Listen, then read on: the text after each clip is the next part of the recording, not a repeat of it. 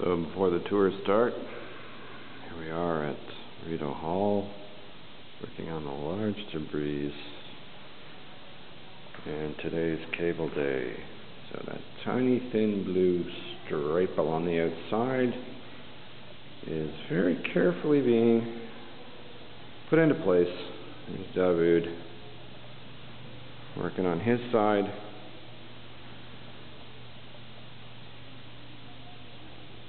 And that's how it's done.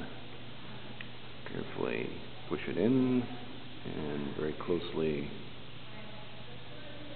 back through using a waxed multiply fine Irish linen cord so that it remains very strong.